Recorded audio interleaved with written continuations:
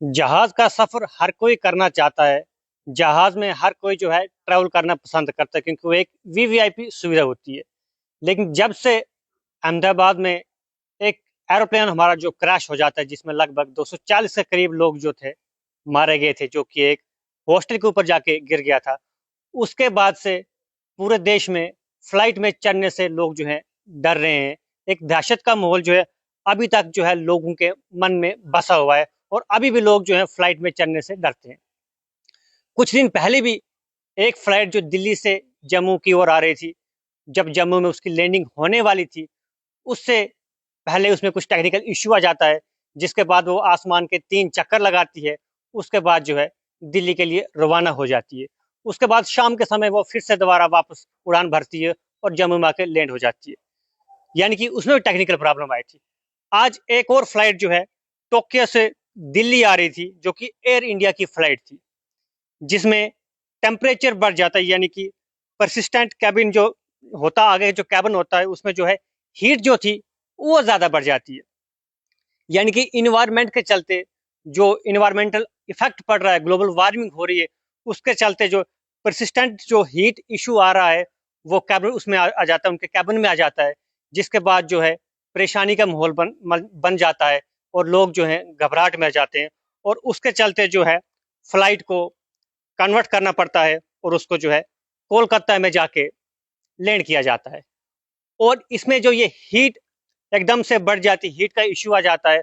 और जो cabin crew जो कप्तान थे, उन्हें जब संपर्क करने की कोशिश की, क्योंकि जो जमीन पे जो टीम बैठी हुई है, जब उनसे बातचीत करने की कोशिश की तो उन्होंने कहा कि आपको जो है इस समय आपको मेजर जो आपको कदम उठाना है, आप इसकी जो लैंडिंग है वो आपको कहीं और करवानी पड़ेगी। जिसमें कहा गया है कि इसमें जो कैबिन का जो टेम्परेचर है वो बहुत ज्यादा बढ़ जाता है और बहुत ज्यादा बढ़ गया है, जिसको हम प्रिकॉशनरी कहते हैं। प्रिकॉशनरी लैंडिंग उसके लिए फिर करवानी पड़ती है। उसके बाद जो इसकी लैंडिंग करवाई जाती है और फिर एयरक्राफ्ट जो है बड़ी सेफ तरीके से कोलकाता में जाके लैंड करता है।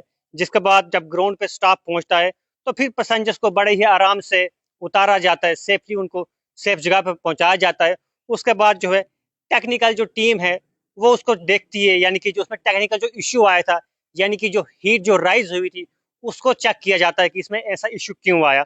आपको अगर मैं फ्लाइट का नंबर बताऊं, AI-357 जो फ्लाइट है एयर इंडिया की, जो टोक्यो से दिल्ली आ रही थी, जिसको इमरजेंसी में कन्वर्ट कन्वर्ट करना पड़ा, जिसकी लैंडिंग जो है कोलकाता में करवानी पड़ी क्योंकि उसमें जो थी हीट ज्यादा बढ़ गई थी। इस तरह के किस्से आपने आजकल सुर्खियों में बड़ी सारी जगहों पर आपको देखने को मिले होंगे।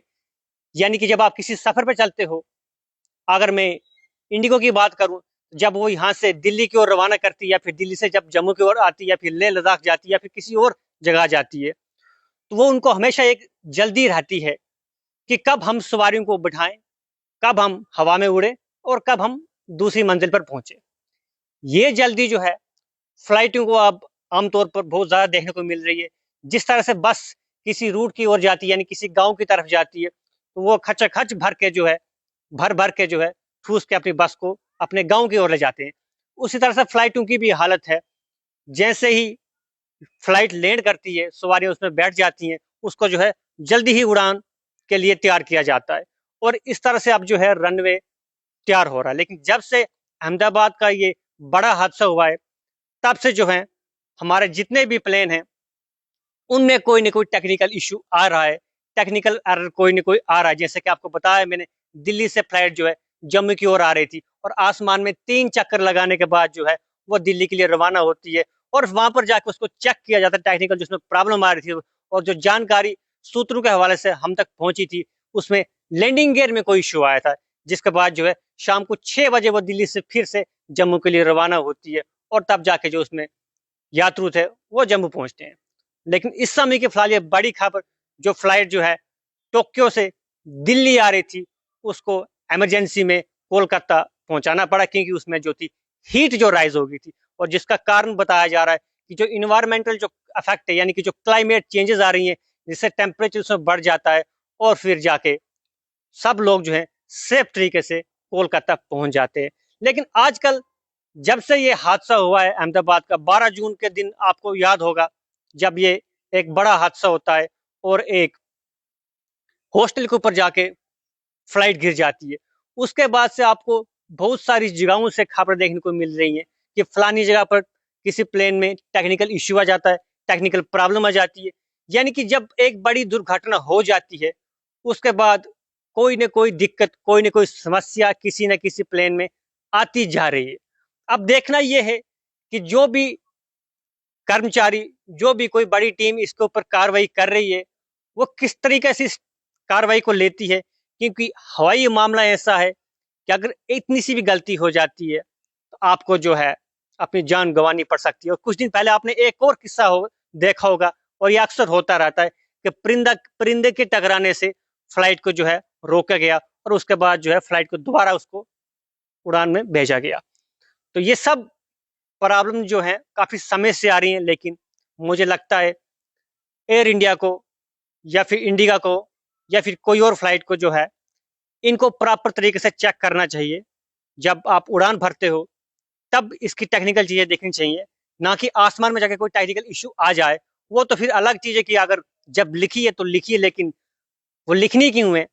हवा हवा में उड़ान भरने से पहले अगर आप प्रॉपर तरीके से चेकिंग करते हो, क्योंकि अक्सर ये बातें सुनने को आती हैं कि जब फ्लाइट हवा में चलती है तो पायलट जो हैं कुछ अलग ही मूड में होते हैं, और कुछ लोगों से ये भी सुनने को मिलता है कि फ्लाइट में जो है शोर ज्यादा आ रही है, यानी कि नॉइज ज्यादा आ रही है। और कुछ लोग ये भी कहते हैं जब हम बाहर की किसी फ्लाइट में जाते हैं तो बड़ी शांत और स्मूथ तरीके से वो फ्लाइट चलती है। यानी कि ये लोगों का ये भी एक इशू है कि इसमें साउंड ज्यादा क्यों आ रही, शोर ज्यादा क्यों आ रही, नॉइज ज्यादा क्यों आ रही है। तो ये कुछ इश्यू जो हैं दिन प्रतिदिन बढ़ते जा रहे हैं। हम आग्रह करेंगे कि इन फ्लाइटों को जो है बेहतर तरीके से देखा जाए, ताकि आने वाले समय में किसी भी फ्लाइट में किसी भी तरह का कोई इश्यू ना हो।